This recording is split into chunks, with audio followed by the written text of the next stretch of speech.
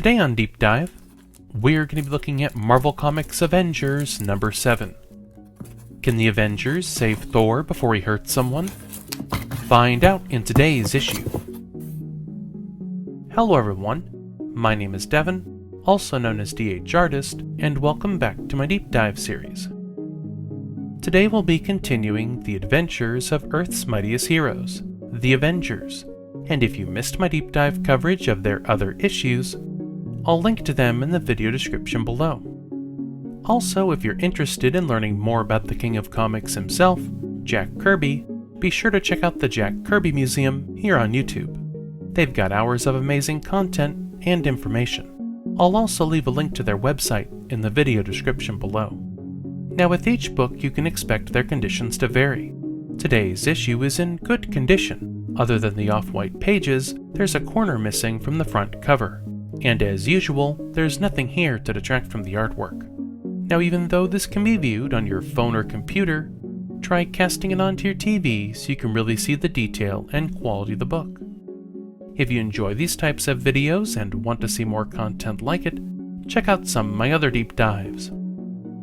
I've covered issues like Captain America number 100, Batman number 126, Black Panther number 4, and Nick Fury, Agent of S.H.I.E.L.D. number 15, putting Nick Fury in the crosshairs of the deadly assassin Bullseye. For a complete list of my videos, visit the organized playlists on my channel. And don't forget to subscribe so you don't miss a single video. Avengers number 7 was published in August of 1964. Editor-in-chief was Stan Lee, cover artists were Jack Kirby and Don Heck. The story titled Their Darkest Hour was written by Stan Lee, penciled by Jack Kirby, inked by Chic Stone, colored by Stan Goldberg, and lettered by Artie Simek. The book consists of 32 pages with a cover price of 12 cents.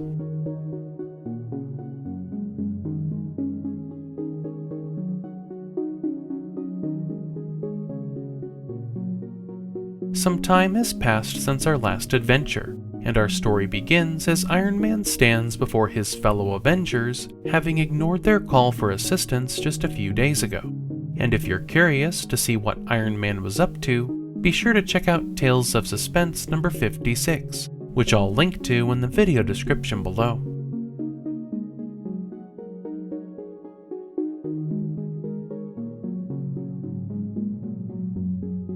His fellow Avengers then sentence him by banning him from Avenger activity for 1 week.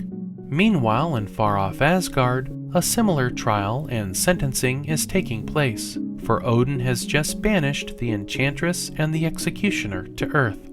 This was a result of their actions from Journey into Mystery number 103. While I have yet to cover that issue, I'll be sure to leave a link in the video description when I do.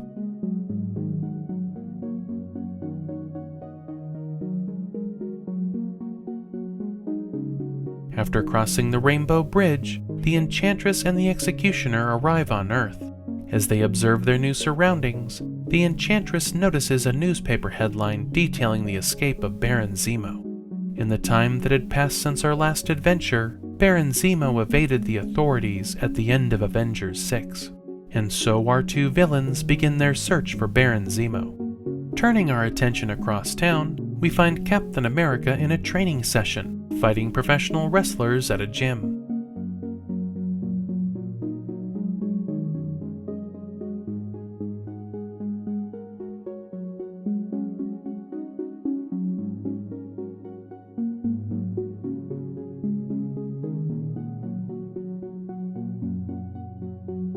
After his training session, Cap is surprised when Rick Jones appears, wearing Bucky's old uniform. With his thoughts again on Bucky, Cap can't help but think of his nemesis Baron Zemo, and his desire for revenge on his old enemy.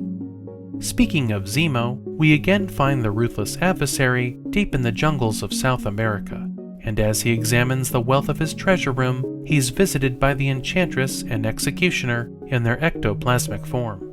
After explaining their desire to get revenge on Thor, they offer to help Zemo defeat Captain America, and the three join forces.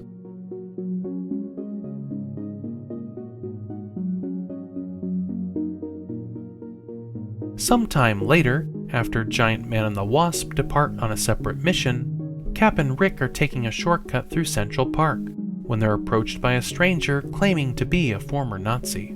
Before Cap loses his temper, the stranger tells him where Baron Zemo's hiding, and leaving Rick to stay with the Avengers headquarters, Cap heads to South America. Unfortunately for Cap, the stranger was really the Executioner in disguise, and now he's headed right for a trap.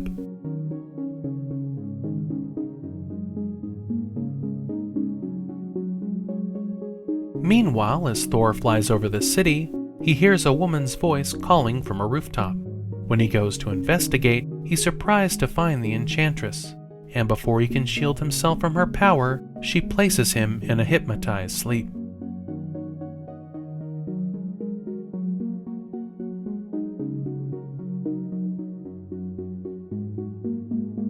While Thor dreams, the Enchantress creates monstrous visions of his fellow Avengers, casting a spell to make him believe that his friends are really his enemies.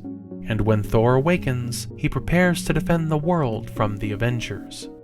Meanwhile, over South America, Captain America parachutes into the jungle, and when Baron Zemo fires a gas-filled missile at him, Cap uses his parachute as a makeshift breathing mask, shielding him from the fumes as he falls quickly to the ground.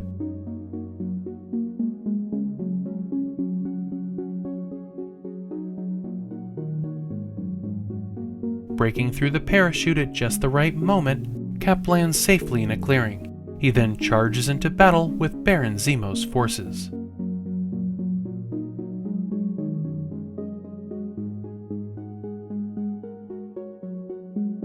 During the battle, Cap falls into a large hunting pit, with walls too steep for him to climb out.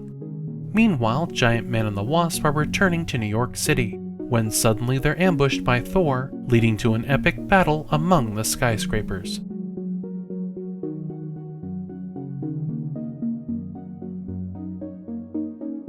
Watching the news on TV, Tony Stark sees that his friends are in trouble. Despite his orders not to intervene as an Avenger, Tony suits up as Iron Man and rushes to help. Watching from a safe distance, the Enchantress and Executioner are quite proud of their work.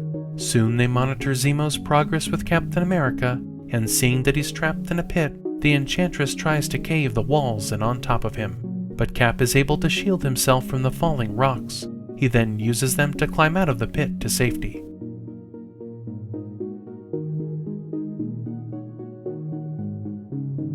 Now free, the Star-Spangled Avenger fights off the rest of Zemo's men.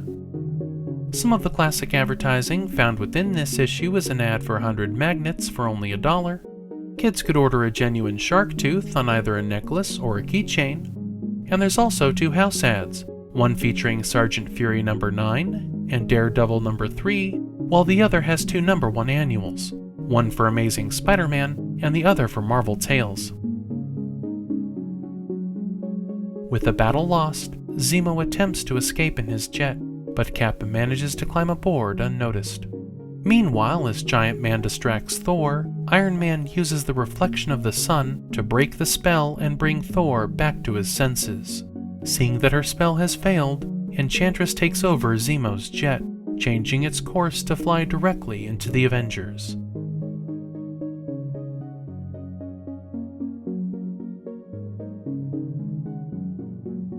With the Avengers in his path, Zemo prepares to knock them out of the sky, but before he knows what's happened, Captain America bursts into the cockpit. Seeing that Zemo's in trouble, the Enchantress again changes the jet's course, this time bringing it to her and the Executioner. The Executioner quickly subdues Cap, and the 3 villains board the jet to make their escape. But they don't get far, because Thor creates a space warp with his hammer, sending their ship somewhere into the universe. The Avengers then regroup, for they know one day the Masters of Evil will return, and when that day comes, they'll be ready.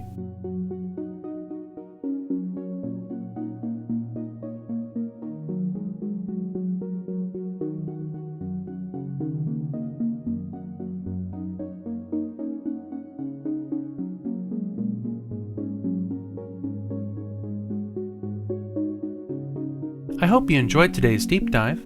If there's a particular issue or comic you'd like me to flip, drop it down in the comments section and I'll see if I can add it to my pull box.